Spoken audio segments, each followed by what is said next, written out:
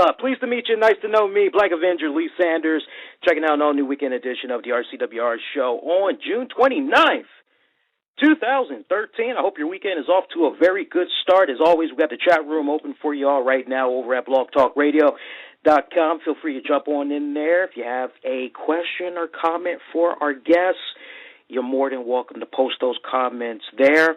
You can also interact with us during the course of this episode by hitting us up on Twitter at Infinity1Prod, or you can hit us up at the RCWR Show. We have the one and only Matt Striker going to be joining us very, very shortly, just within seconds.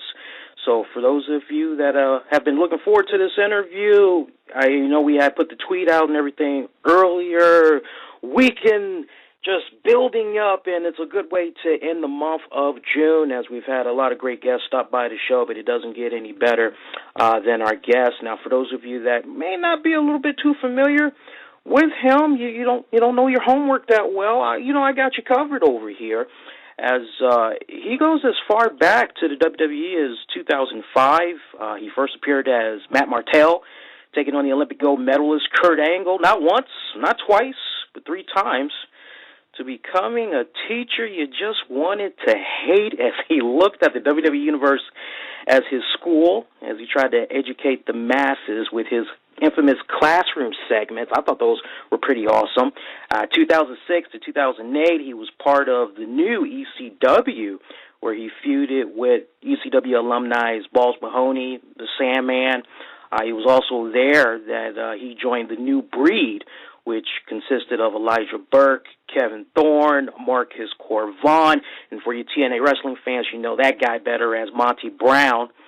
And after briefly managing Big Daddy V, Striker would go on to provide color commentating for ECW, SmackDown, NXT, hosting Afterburn. He also did interviewing segments with WWE Superstars on the WWE Active app. As you all may know, in case you missed it, it's okay, but for those of you that do know, he was recently released by WWE last week, as the company decided they wanted to go in a different direction. They didn't want to renew his contract, but, it didn't stop him from continuing on, as just a day after his release, he had participated at the Family Wrestling Entertainment iPay-per-view Rumble in Queens as a color commentator. And ladies and gentlemen, without further ado, it's the one and only Matt Striker. Matt, how you doing today, buddy? Hey, Stagger Lee Marshall, how are you? Thanks for having me on. Oh, no problem. We really thank you for taking the time out to do this. And those that know me, they know the show well. They know usually I do my best to stay away from other shows as far as interviewing goes, but I couldn't help but just to kind of get a feel for you and just some of the line of questioning that was coming on, as I'm aware you had a very busy week on other shows. And, the one thing that just kind of jumped out there at me many times, the few interviews I did hear you on, is you really just come off as a very humbled man, despite what had went down with World Wrestling Entertainment. And my hat's off to you, because, we've seen this story time and time again of WWE releasing somebody. And, we got guys that just go on these weird tirades, and, they burn bridges to the point there's definitely no chance of them coming back. But I must say you've been handling it very well. Well, thanks. If I had a legitimate gripe or a reason to put a boo-boo face on, maybe I would, but I am of the school that, I'm fortunate for the opportunity that WWE gave me. I'm blessed to have that opportunity, and there's no sense in being negative about it, It was a great opportunity. I had a ton of fun, and if I entertained 1 or 2 people along the way, even better. How has the support been for you since the fans had found out about your release? Have you been getting a lot of positive messages? Yeah. The WWE Universe and wrestling fans in general are really a very interesting group. We all kind of share very similar interests, whether it be people that enjoy my comic book references or my, classic sports references or my wrestling references. We all kind of are cut from the same cloth So amongst the fan base, it has been very positive. And at the same time, we do live in a free country, thank God. You know, all our brave men and women that fight for that freedom. So people can also express their, their disapproval or their happiness with my departure. But it's been amongst the WWE community, the superstars themselves and the people that work there that have really reached out. And I'm really just humbled by the friendships that I've been able to foster in my time and tenure at WWE. Yeah. I think I probably speak for that hardcore fan base that can really connect to you. You know, and I appreciate you being humbled and everything like that. But when I first heard that you got released, the first thing that clicked in my mind was, okay, I know WWE, they're looking at a broader scale. I get that, but it just felt like a bad move because, you know, to me, you just really came off as that type of guy who, you know, maybe some wouldn't agree, especially the younger audience, and I kind of get that, but you just really came off as one of those type of guys. You know what, I can actually listen to Striker because he knows what he's talking about. He's giving me the wrestling history. He's naming the moves, which is kind of a taboo for the company nowadays. You know, this is a guy that I want to hear rather than the consistent, oh, my God, puppies. Oh, look at that. Oh, here it comes, you know. Well, I mean, you know, amongst all of that, though, I think we have to realize that it's the art of storytelling. And just because something is called a Michinoku driver, how that furthers a character's development or storyline, you know, that's the only thing that really matters at the end of the day. So, yeah, it's great that I know the difference between an Indian Deathlock and a Texas Cloverleaf, but that doesn't help the storyline, and that's something that I had to realize, you know, and just really embrace. And as far as the company going in a different direction, I mean, I sat down and I really thought about this, and I put myself in Mr. McMahon's shoes and the executive producer of our television product. I really didn't have a defined role. I was doing a few things behind the scenes, but if it came time for a new contract and there was really no defined role from a financial standpoint, how do you justify paying someone when they don't really have a defined role? Now, that's what's to be said is if they would have said to me, listen, we are giving you a 50% pay cut and you are going to sweep the floors, I think they know I would have said yes, but I just think that, you know, WWE just, by the numbers, and only by the numbers, as far as good business and bad business, it might have been good business to keep me on. I mean, that's the, you know? Yeah. That's a good point, you know. You know, one thing that kind of jumped out at me over the years of your time in the WWE was the opportunities you had to do commentating.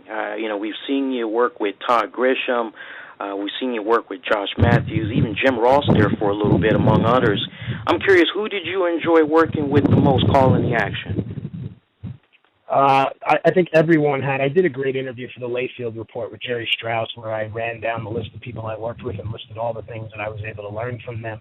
I think that the chemistry that I had with Josh Matthews was most apparent because Josh and I both had a vested interest in the growth of the product as well as where the product sat within current pop culture trends. And Josh Matthews really has his finger on the pulse of pop culture and can really drive that car with the WWE mentality while still making it current and hip to any listener from 8 years old to 80 years old. I also always learned a lot from guys like Jerry Lawler, Michael Cole, and Jim Ross because, you know, that those are the forefathers of the modern day storytelling, and it was very kind of them to take me under their wing and to be patient with me, to break me of my molds and the things that I thought were relevant, and to explain to me not only, you know, they explain to me why do we do this, why do we go in this direction, and once you explain something to me as far as why, whether I agree with it or not, I get it. So, you know, there was a lot of William Regal has just always been has a soft spot in my heart. Just to work with him was great. Tony Dawson is another guy that really just, you know, towed the line. It was a great straight man, and, you know, so a lot of people. Todd and I are very friendly. I even enjoyed Byron Saxton, and the one time I got to work with Joey Styles too was a thrill for me. Yeah. I almost forgot about Joey Styles there. Yeah, definitely. You know, you had what I thought some really great moments as a wrestler in the WWE for the little bit of time, you know, that you did lace up the boots. And as we were, you know, listening some of the accolades you had there earlier and setting this up, the thing that really jumped out at there for me the most was you being part of the new ECW, and I know that had met a lot of criticism, mainly by the hardcore ECW fan base. But just looking back on that time, being part of a new history, as you reflect, what was it like to be part of the new ECW? Well, again, that was an honor for me. No matter under which brand I competed, I still always felt an obligation to the craft and to the art and to the competition in and of itself. As far as the ECW style went, I've been beaten up quite a bit in my life, so I've always been able to take a pretty good A-kicking. And once you're in there with guys like Tommy Dreamer, Rob Van Dam, Balls Mahoney, Sandman, these guys that hit hard and reckless, once people see, wow, you got to hit this kid with a truck and he'll still get up, it kind of lends itself to the role that I had to play.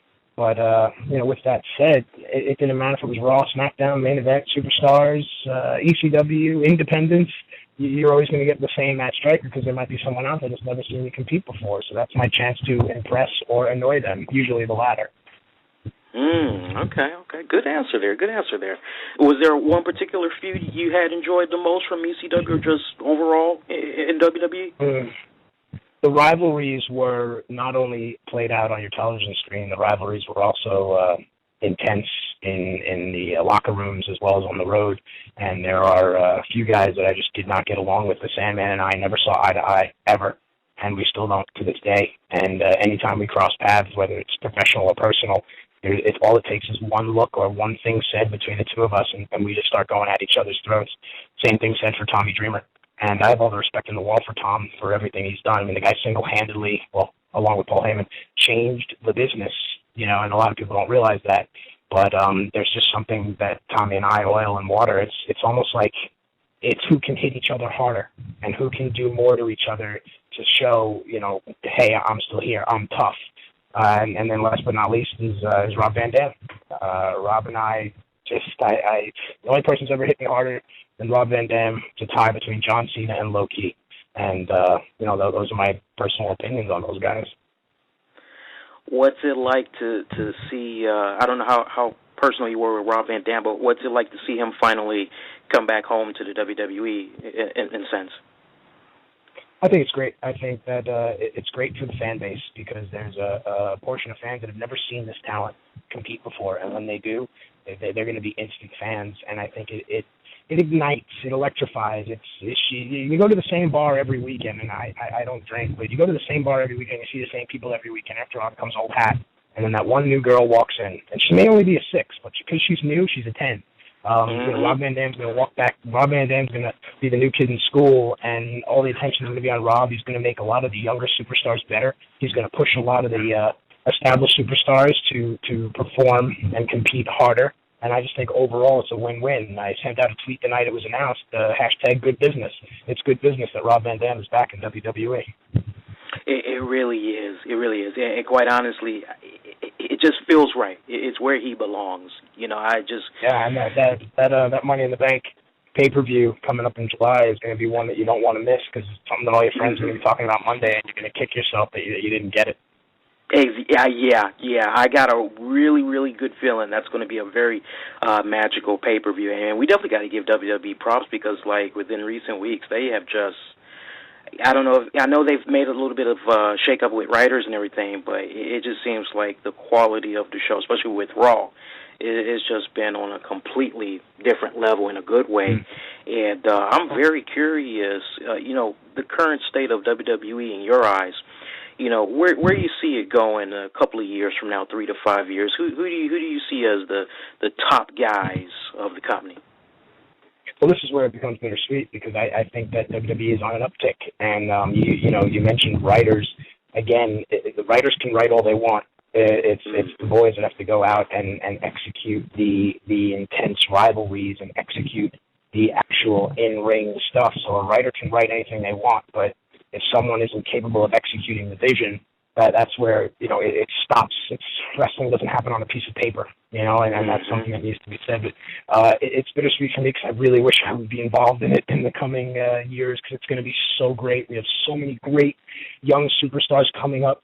FCW is just filled filled with 5-tool players where, gosh, I would say 75% of the guys down in FCW right now could easily be headliners, and that's something that's very exciting. It's like if your favorite team has, a great farm system and you can't wait for them to call up, this new young guy to just, energize the fan base. WWE is just going to be, imagine it being bigger than it is now. It's going to be, and with the people in charge, the right people are in charge, it's going to be great. It really is. I just wish, that somehow I could be a part of it, and if it means just being as a fan, then, that's fine.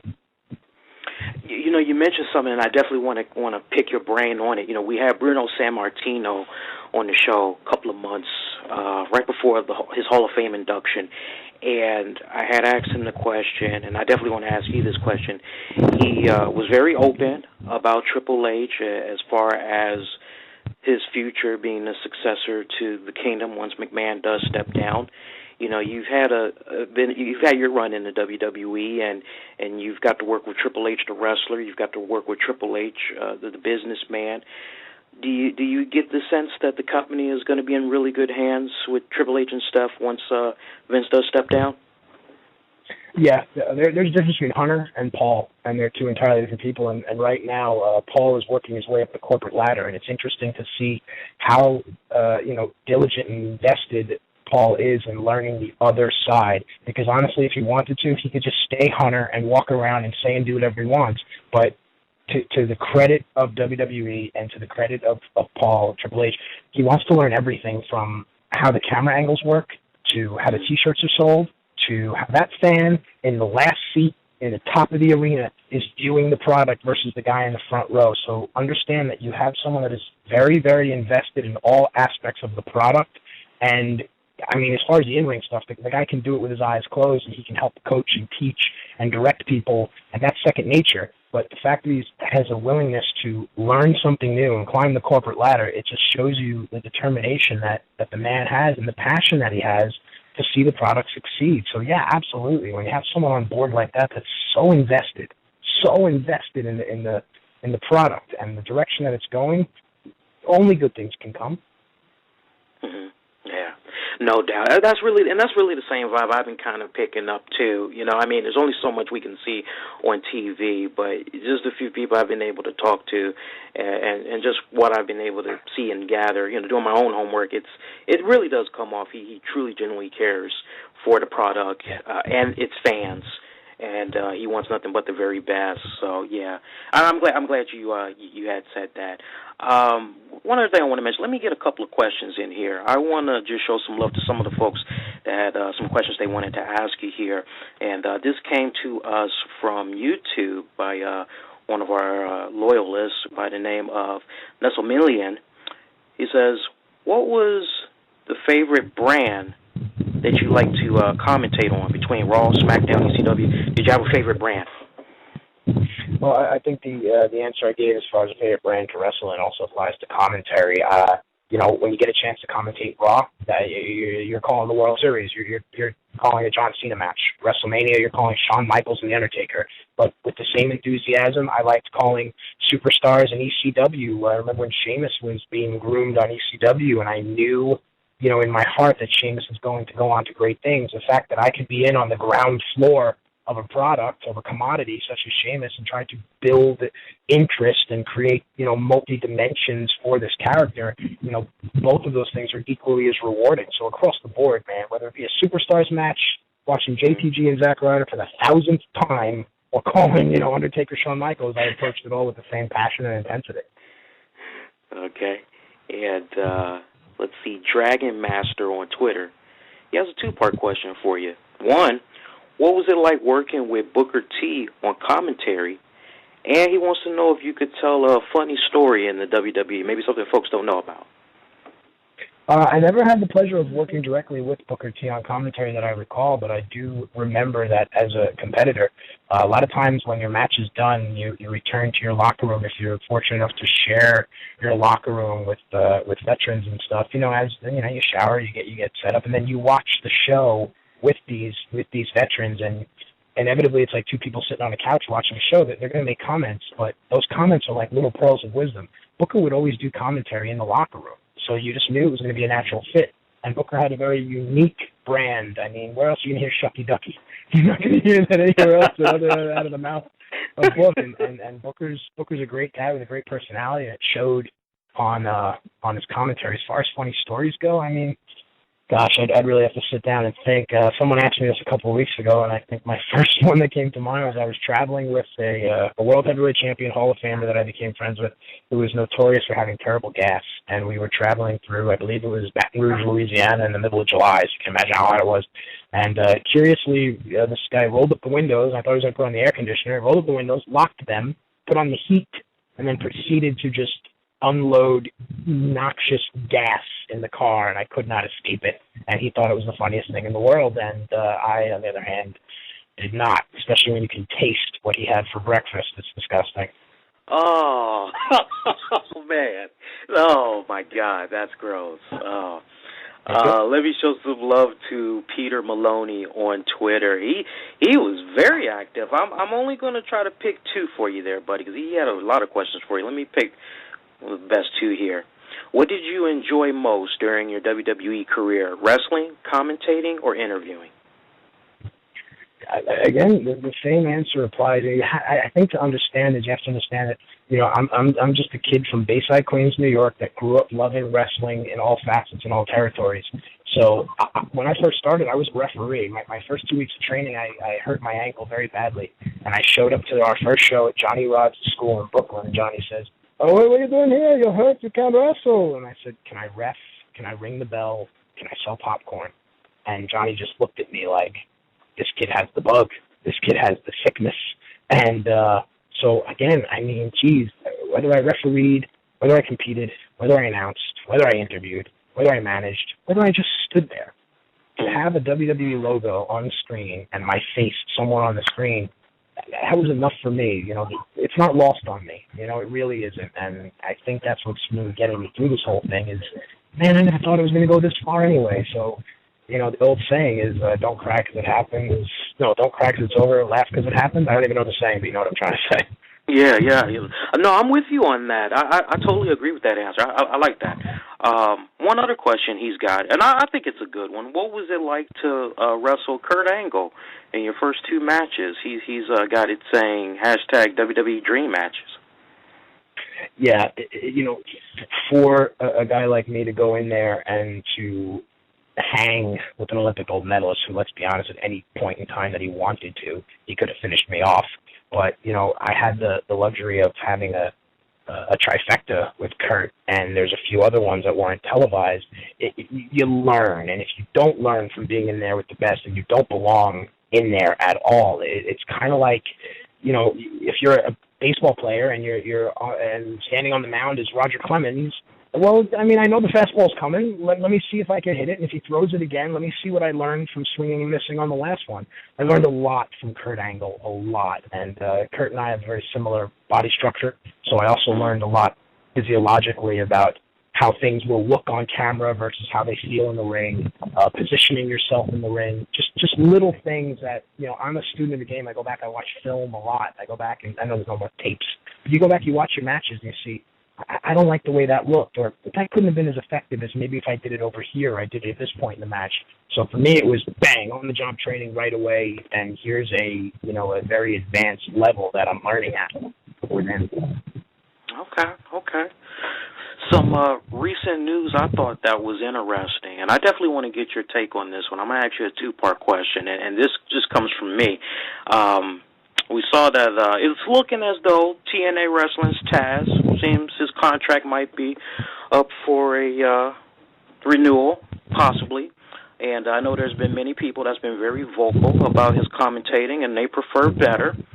As soon as I heard this, I couldn't help but say, Matt Striker, the Professor Mike Tenay, that's got a nice ring to it. So my two-part question for you is, how do you feel about the TNA product?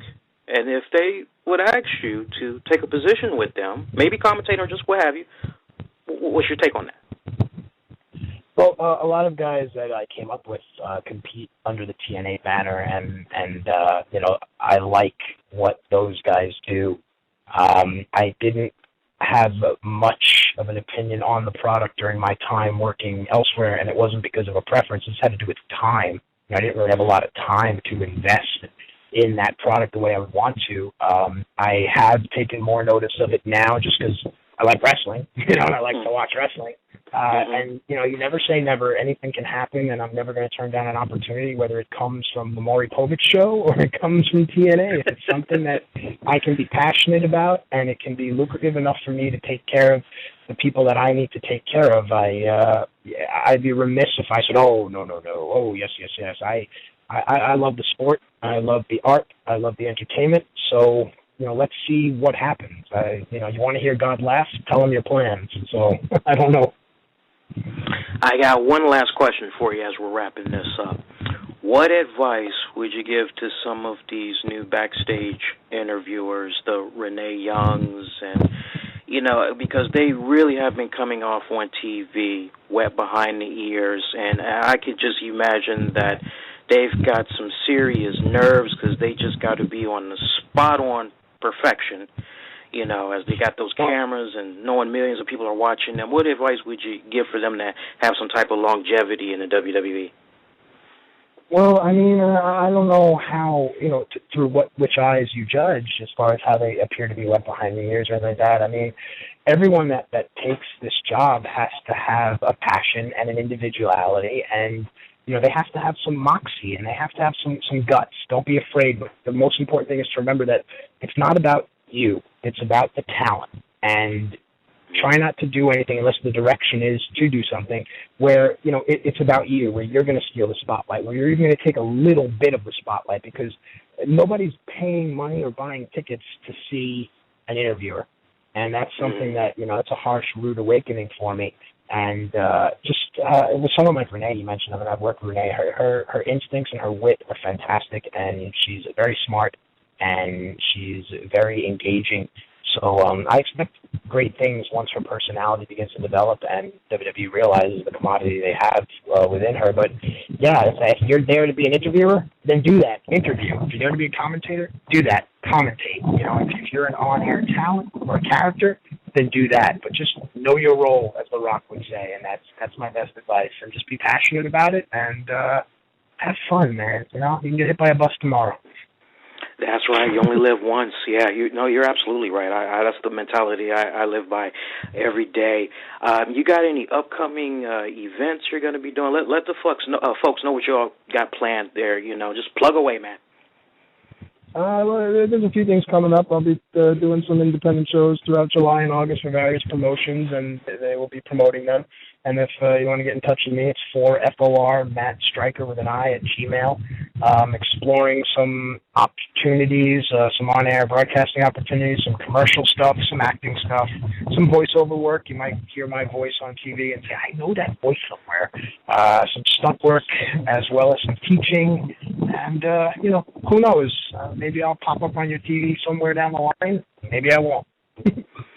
I like that. One thing I want to say before I let you go, when I first heard everybody just going, what's going to happen with Matt Striker? Oh, my God, he was released from WWE. The first thing I said to myself, because I've actually followed your career, believe it or not.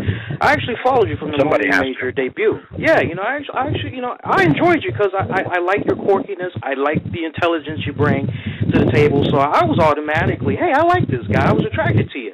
And, I said to myself as soon as I heard your release, I said, wait a minute, this is a guy that has a degree, he was a teacher, he's done all these wonderful things in the WWE, he's been an interviewer, he's been a wrestler. This guy really, you tell him, do you know how to do it? He probably knows how to do it. I'm saying to myself, Matt's going to rebound very, very nicely. He's not going to be unemployed in this rough economy. I'm saying he's going to land on his feet somewhere.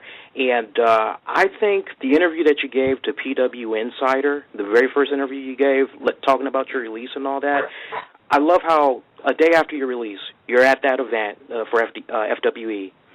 And that just gave me a sign that, this brother's going to be more than okay. We don't have to worry about him. He's not going to have some weird story like some wrestler on the street panhandle. He's going to be all right. And I definitely wish you nothing but the best, man. And I'm quite sure that we haven't seen or heard the last of you. And I always tell guests that come by the show, anytime you want to come on back, plug, whatever, even if it's just to talk about something random, you're more than welcome to. And it's really an honor because you really are one of my favorites, and I'm glad we were able to kick back and talk today. Thank you very much. I appreciate it. Well, I don't know what's next. All I know is that tonight at 9:30 I'll be playing hockey. So that's playing hockey. Hey, right now. There you go. Well, that's the one and only Matt Striker, ladies and gentlemen. Matt, thank you so much for your time. We really appreciate it, and do join the rest of the weekend. Thank you. God bless you guys. I appreciate it, man. All right, thank you. Ladies and gentlemen, the one and only Matt Striker. I really hope you guys had appreciated that interview. You know, I wanted to take a unique approach to doing this interview. I know, and this is a true story. I'm going to give you guys some fun facts right here. We were actually one of the first shows to request an interview with Matt Striker. We had him locked I would say we had him locked Friday or Saturday of last week. And we told him whatever day and time you want to do, whatever works for you, whatever makes you comfortable. And we could have done the interview a lot sooner, but we just wanted to go based off of what was comfortable for him, how was his schedule looking at that point. And he wanted to do it today. And we know that there's been a lot of other shows that he's appeared on. And, you know, I really hope you guys had appreciated the way that we did the interview today, because I didn't really want to rehash a bunch of stuff that was already said, especially if you had already checked out those other shows. You know, I think this was just really about just kicking back and just kind of really, okay, so the release has happened, how you been holding up, and, you know, just going down memory lane to a certain extent of his time in the WWE and going forward. And, you know, for those that kick back and was like, oh, what's going to happen with Matt Striker? You know, where's he going to go? I mean, this guy, he's very educated. I don't know if you could really tell that. Before he became a wrestler, he was a teacher. And, you know, the guy is a jack of all trades. He is going to be more than okay. And I think any wrestling promotion, whether it be they hire him as a commentator, whether they hire him as a wrestler, or they hire him to be one of those guys that handles pre-production, post-production work, prepping the wrestlers, interviewing them, whatever the position is, if he decides he wants to stick with pro wrestling, I think that any wrestling promotion will be very happy to acquire his services, and I think they will do right by him. And the other thing that can't be stressed enough about this man, in a day and age where we see some of these wrestlers get released from their WWE contracts or TNA contract, Ring of Honor, whatever, wrestling contract in general, we live in a day and age now where rather than that performer give their interview exclusively to Pro Wrestling Illustrated or what have you, now it looks like social media is the vehicle to go to really hear what's going on from that person directly. They don't have to worry about it being edited. And just the way I have seen some of these people come out to talk about their releases, I don't need to name any names. You guys know exactly what I'm talking about. You know where I'm going. We have some people that just can't show class in the fact that they were released and basically life goes on. And I understand that for a lot of these folks, it might be their dream to work for a particular promotion, or it's their the dream to wrestle in front of whatever. But when you really break it down, you know, in some shape or form, it is a job. And, you know, when you're no longer under employment for that promotion, it might be a tough pill to swallow if you really had enjoyed your time there, but you kind of have to go. Life goes on. And I know we got one wrestler that's kicking back right now. He is just throwing a temper tantrum over some stuff that went down with WWE, and he's talking about suing them and breach of contract, and he's talking about selling the contract that he signed. You know, that is just really a bad way of dealing with termination/release. Me personally, and I think many of you out there, whether you are a up-and-coming wrestler or you're not a wrestler, I think many of you can relate to what Matt Striker went through, which was to kick back. You go into the office, your bosses formally let you know that they're going to let you go. Most of us would love it if we could get that.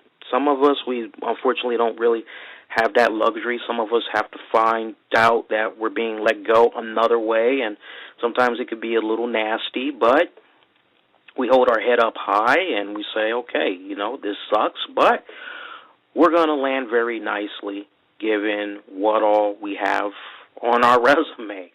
And Matt Striker is definitely a guy that I have a strong feeling that when it comes to wrestling and other projects, we're definitely going to be hearing his name. And, the old mentality of WWE, never say never. We very well could see him come back into the promotion one day. But I really hope you guys had appreciated that interview, as I just wanted to give it a unique spin. There was really no need to rehash stuff that was already put out there. So hopefully you enjoyed it, and if you did, feel free to share it with your friends, your family, anybody else that enjoys wrestling.